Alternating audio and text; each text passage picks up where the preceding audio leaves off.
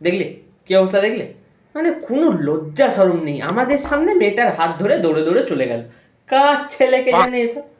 আমাদের সময় কিরম ছিল বলো তো, মানে মা ছাড়া কোনো মেয়ের দিকে তাকাতাম না। আর স্কুলে? হ্যাঁ, স্কুল যাওয়ার সময় একটু ওই দু একটা দেখতাম আর কি, ওইটুকুই ব্যাস।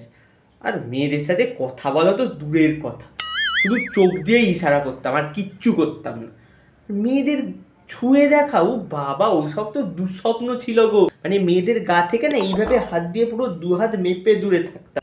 এখনকার ছেলেপুলেদের ব্যাপার আলাদা। আমার ছেলেটা কিন্তু একদম খাঁটি সোনা, ও বাবা মেয়েদের থেকে দু হাত দূরে থাকে। ও তো বলেই দিয়েছে, বাবা প্রেম টেম করবো না, মেয়েদের প্রতি কোনো ইন্টারেস্টই নেই। হতেই পারে না, টুপি পরা। না সেটা না, সেটা না।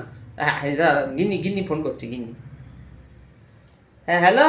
এই এই, তুমি তুমি পাড়ার চায়ের দোকানে আছো না? হ্যাঁ। আরে তোমার ছেলে পল্টুর হ্যাঁ? মেয়েকে নিয়ে পালিয়েছে, ধরো হ্যাঁ? মোড়ের দিকে গেছে, ধরো ধরো শালা দেখো। জানোয়ারের বাচ্চা।